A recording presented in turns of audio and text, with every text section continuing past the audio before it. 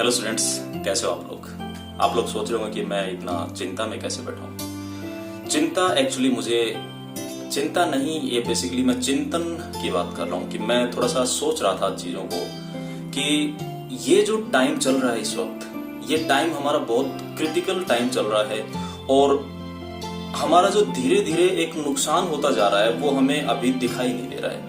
ये मैं आप लोग स्टूडेंट्स हैं तो स्टूडेंट वे से आपके हिसाब से अगर बताऊं तो आप सोच सकते हैं, सोसाइटी के हिसाब से, फैमिली के हिसाब से, इनकम के हिसाब से, हर तरीके से देखा जाए तो ये जो अभी लॉकडाउन चल रहा है ये एक्चुअल में हमारे लिए बहुत मुश्किलें खड़ी हो सकती हैं। इसकी वजह से मुश्किलें पैदा करने वाला टाइम है ये। अभी हमारे पास प्रॉब्लम्स जो आ सकती है इसकी वजह से उसका हमें एहसास नहीं है। अभी टू द पॉइंट अगर मैं बात करूं, एज ए आप एक स्टूडेंट हैं तो आपके लिए अगर मैं बात करूं इस चीज की, तो ये देखिए स्टूडेंट्स, अभी आपका जो टाइम है ये जो वेस्ट हो रहा है, इस टाइम का आप लोगों को अभी एहसास नहीं हो रहा है कि आपका टाइम वेस्ट हो रहा है।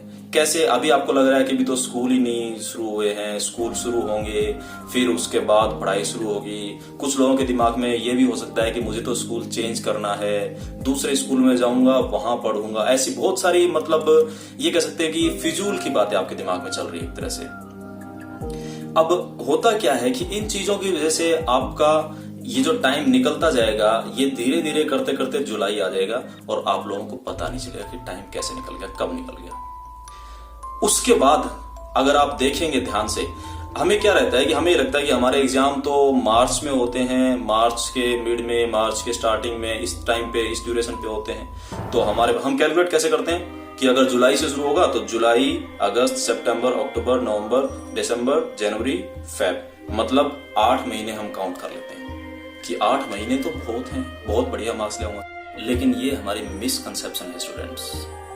एक्चुअल टाइम अगर देखा जाए तो अप्रैल से लेके हाफ ऑफ नवंबर तक का ही होता है। हाफ ऑफ नवंबर में इसलिए कह रहा हूँ क्योंकि 15 नवंबर के बाद में हमें जो पूरे सेशन में हमने पढ़ा है उसका रिवीजन करना और न्यूमेरिकल्स, क्वेश्चंस और प्री बोर्ड वगैरह की प्रिपरेशंस, प्रैक्टिकल वगैरह, तो इतना सब हो जाता है कि वो एक पहाड़ जैसा सिलेबस हो जाता है। लेकिन अगर रियलिटी की बात करें तो रियल में हम जुलाई से लेके हाफ ऑफ नवंबर तक ही पढ़ते हैं, क्योंकि जुलाई से पहले का जो टाइम होता है उस टाइम स्टूडेंट्स पढ़ना स्टार्ट नहीं करते।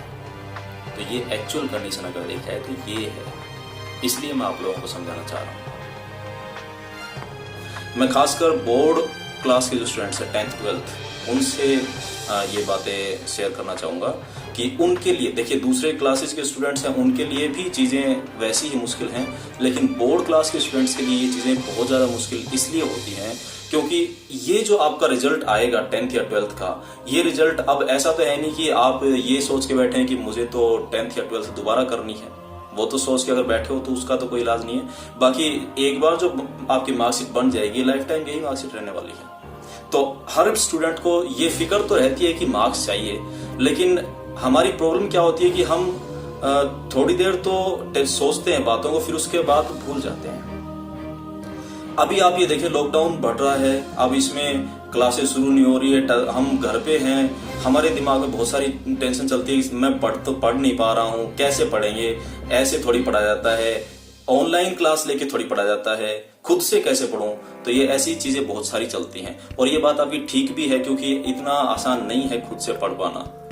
लेकिन हमें इसी चीज से तो लड़ना है बेटे कि अब ये जो टाइम है ये आपकी एक्चुअल जो परीक्षा होती है ना, एक्चुअल एग्जाम, वो ये टाइम है कि आप खुद को कितना कंट्रोल कर सकते हैं, खुद को कितना डिसिप्लिन कर सकते हैं। क्या आप खुद का एक टाइम टेबल, एक शेड्यूल बना सकते हैं? कोई क्या उसे फॉलो कर सकते हैं? तो जो आप ये कहते हैं कि मुझे एग्जाम टाइम में जब मैं 2 महीने 3 महीने होंगे उस टाइम ऐसे कर दूंगा, वैसे कर दूंगा, उसकी अभी प्रैक्टिस करके देख लो कि क्या आप वाकई में कर सकते हो कि नहीं कर सकते। तो सीधी सी बात ये है, मैं ये कहना चाहता हूँ बेटे, अपनी पढ़ाई का एक शेड्यूल बनाओ। ये टाइम अगर अभी निकल गया तो जो बच्चे इस टाइम पढ़ रहे हैं वो आपको कुछ न कुछ नुकसान या यूं कहें कि आपसे थोड़ा सा आगे निकल जाएंगे, और आपसे आगे निकलेंगे तो फिर अल्टीमेटली आप पिछड़ जाएंगे उनसे, तो वो चीज आपको नुकसान ही करेगी। अगर आपको कुछ अच्छा करना है इस बार की क्लास के रिजल्ट्स में, तो आपको अभी से पढ़ाई शुरू करनी चाहिए। मैं ये नहीं कह रहा पूरे दिन आप लेके बैठे रहो, बुक्स लेके बैठे रहो, पढ़ते रहो, लेकिन एटलीस्ट इतना पढ़ो कि आप खुद को जिस टाइम शाम को आप जैसे नाइट में सोने के लिए जाओ, उस टाइम आपको ये रहे कि हाँ आज मैंने कुछ अच्छा किया, सारा टाइम मेरा वेस्ट नहीं हुआ। तो तरीका क्या है, आप जैसे स्कूल का हमारा टाइम टेबल होता है, एक शेड्यूल होता है कि इतने से इतने बजे तक ये क्लास होती है, ये क्लास होती है, तो उसके हिसाब से आप बनाएं। एग्जैक्ट वैसा फॉलो आप नहीं कर पाएंगे, मुझे पता है, ह्यूमन नेचर होती है, हम खुद से इतना नहीं कर पाते। करना क्या है आपको, आप एक काम करें, आपके जैसे अगर 12th क्लास के बच्चों से कहूं तो जो आपके कोर सब्जेक्ट्स रहते हैं, जो फिजिक्स, केमिस्ट्री, मैथ्स, बायोलॉजी, इनके आप फिक्स करें कि मुझे एक एक वीडियो इनका देखना है। ठीक है, अब वो वीडियो 30 मिनट्स का हो सकता है, 40 मिनट्स का हो सकता है, 45 मिनट्स का। कोई भी ऐसा टीचर आप देखिए इन सब्जेक्ट्स के लिए जो यूट्यूब पे आपको ये लगे कि हाँ ये टीचर से मेरी ट्यूनिंग बन रही। देखिए बेस्ट टीचर की अगर बात करूं तो बेस्ट सब होते हैं। हर टीचर अपनी तरफ से पूरी कोशिश करता है कि मैं जो पढ़ा रहा हूं वो बच्चों को समझ आए। तो इसलिए मैं ये नहीं कह रहा कि आप इस बंदे से पढ़िए या उससे पढ़िए, वो अच्छा है वो अच्छा है, आप जिससे भी पढ़ें आप अपना एनालिसिस करें कि मुझे इस पर्सन का समझ आता है, उससे आप पढ़ें, लेकिन पढ़ें और शुरू करें जल्दी से जल्दी। अगर टाइम वेस्ट हो जाएगा तो फिर ये वापस नहीं आ पाएगा। फिक्स कर लें कि एक वीडियो मुझे एक सब्जेक्ट का हर रोज देखना है। ठीक है, तो ये 3 सब्जेक्ट आपके जो रहेंगे, फिजिक्स, केमिस्ट्री, मैथ्स या फिर बायो, इन तीनों के एक एक वीडियो फिक्स करें। वीडियो देखने का तरीका आप ये रखें जैसे क्लासरूम में आप टेबल पर, चेयर पर बिल्कुल एक तरीके से बैठते हैं पढ़ने के लिए, कुछ वैसा अरेंजमेंट आप घर पे सेटअप करें अपना। टेबल चेयर वैसे सबके पास होती है, अगर नहीं है तो आप अपना बेड पे, जमीन पे, जहां भी बैठ के आप कर सकते हैं, लेकिन एक तरीके से पेन पेपर साथ में रख के फिर आप वीडियो स्टार्ट करें।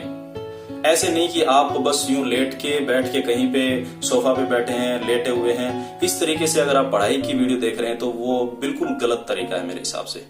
प्रॉपर तरीके से बैठें, वीडियो स्टार्ट करें। अगर आप परेशान हो जाते हैं कि आपको ये लग रहा है कि नहीं मुझे थोड़ा सा ये टॉपिक कम समझ आ रहा है, आप उसे एक बार पॉज कर दें, उसे आप वहीं पे ही स्टॉप कर दें, थोड़ा रिलैक्स करें, 2-5 मिनट आप इधर उधर घूमे फिरें, फिर उस वीडियो को फिर से थोड़ा सा रिलैक्स माइंड से आप फिर से स्टार्ट करें, तो दोबारा से आप स्टार्ट कर सकते हैं। कोई टॉपिक हो सकता है, कई बार क्या होता है हमारा दिमाग सेटल नहीं होता है, स्टेबल नहीं होता है, तो हमें कोई चीज पे ध्यान नहीं रहता है, नहीं पढ़ पाते हैं। और इसका सबसे बढ़िया तरीका मेरे हिसाब से ये रहेगा कि आप सुबह सुबह 8 बजे से या 8:30 से या 9 बजे से एक टाइम फिक्स कर लें जब भी आप उठ रहे हैं। उसमें आपको नहाना या फिर दूसरे काम ये नहीं है कि वो सारे काम करूं और फिर करूं। पढ़ाई हमारी इंपॉर्टेंट है तो उसे प्रायोरिटी दें कि वो मेरा फिक्स टाइम रहे, उस टाइम पे मैं उसे कर लूं। तो तरीका यही रहेगा कि 3 कोर सब्जेक्ट हैं, उनके आप एक एक वीडियो हर रोज देखें और प्रॉपर नोट्स बनाएं। पहले चैप्टर से स्टार्ट करके आप रेगुलर तरीके से, ये नहीं कि एक बार ये देख लिया एक बार वो देख लिया। उसके बाद जो आपके दूसरे सब्जेक्ट बचते हैं उसके लिए आप आधा घंटा या फिर 25-25 मिनट इस तरीके से डिसाइड करें कि उस टाइम पे मुझे उन सब्जेक्ट्स को भी अलग से हर रोज प्रॉपर तरीके से एक नोट्स के वे में करना है। तो ये सबसे बेस्ट रहेगा। देखिए स्टूडेंट्स, अगर आपने ये टाइम वेस्ट कर दिया तो आपके और आपके पेरेंट्स के अलावा किसी का नुकसान नहीं होगा। जो नुकसान होगा वो सिर्फ या तो आपका होगा या आपके पेरेंट्स का होगा, जो आपके ऊपर इन्वेस्ट कर रहे हैं, आपसे उम्मीदें लगाए बैठे हैं कि हमारा बच्चा कुछ करेगा। तो उनकी उम्मीदों को अगर हम पूरा ना करें तो कौन करेगा। और फिर दूसरी चीज, ये जो टाइम चल रहा है बेटे, आप नहीं समझते होंगे, आपके लिए ये चीजें अभी समझ पाना, क्योंकि आप स्कूल लाइफ में है, स्टूडेंट लाइफ में है, उतना आप उस लाइफ के जो होता है अर्निंग का जो टाइम होता है इंसान का, उस चीज को हो सकता है आप समझ ना पाए।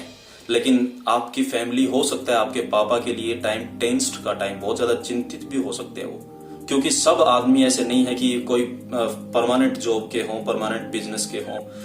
उनके साथ इस लॉकडाउन की वजह से आने वाले टाइम में और अभी भी, क्योंकि सब कुछ बंद पड़ा है, तो अर्निंग का सोर्स, कुछ लोग होते हैं जिनका रेगुलर अर्निंग हर रोज का हर रोज चलता है, अगर वो बंद हो जाए तो फिर उन्हें टेंशन होगी, ऑब्वियस सी बात है। ऐसे टाइम पे अगर आप लोग उन्हें पढ़ते हुए दिखाई देंगे तो हो सकता है थोड़ी खुशी आप उन्हें दे पाए कि कम से कम हमारा बच्चा इस टाइम को यूज कर रहा है, पढ़ रहा है। तो बेटे आप खुद का फायदा कर सकते हैं और अपने घर वालों को भी थोड़ी बहुत खुशी इस चीज से दे सकते हैं। जिस दिन रिजल्ट खराब होगा उस दिन या तो आप रोएंगे या तो आपके पेरेंट्स, और किसी को फर्क नहीं पड़ेगा बेटे। तो इसलिए अपने लिए खुद चिंता करें, खुद सोचें। और ये कोई और आपको आके ये बताने वाला नहीं है। याद रखें ये बातें, आप सुनते हैं थोड़ी देर, आप यूं एनर्जेटिक होते हैं, आज से शुरू करूंगा, बस अब सब कुछ खत्म, बस आज से पढ़ना। ऐसे इतना भी ओवर एक्साइट ना हो कि बस अब तो सब कुछ बंद कर दिया, एक दिन पढ़े और फिर वापस बंद कर दिया सब। तो रेगुलरिटी बनाएं, चीजों को डिसाइड करें तरीके से, थोड़ा सा सेल्फ एनालिसिस करें कि मैं, कई बार क्या होता है आप जैसे ही जोश में आके शुरू करेंगे, एक दिन तो पूरा दिन आप पढ़ेंगे, अगले दिन फिर कुछ नहीं पढ़ पाएंगे, वो चीज भी सही नहीं है। रेगुलरिटी बनाओ, हर रोज पढ़ो, थोड़ा थोड़ा पढ़ो लेकिन हर रोज पढ़ो। एक बार फ्लो बनेगा, उसके बाद चीजें आपको समझ आएंगी, आपको सब्जेक्ट में इंटरेस्ट बनेगा और फिर फ्लो के साथ आपको अच्छा लगने लगेगा कि हाँ अब मजा आ रहा है। तो ये जो लॉकडाउन का जो टाइम चल रहा है, स्कूल आपके नहीं लग पा रहे हैं, ये टाइम आपका वेस्ट नहीं होगा, आप बचा सकते हैं इसे। तो मैं उम्मीद करता हूँ कि आप लोग मेरी इन बातों को अमल करेंगे और कोशिश करेंगे कि शायद कुछ आपका नुकसान कम हो, आप अपना भला कर सकें। थैंक यू मुझे सुनने के लिए, बस इतना ही मैं कहना चाहूँगा।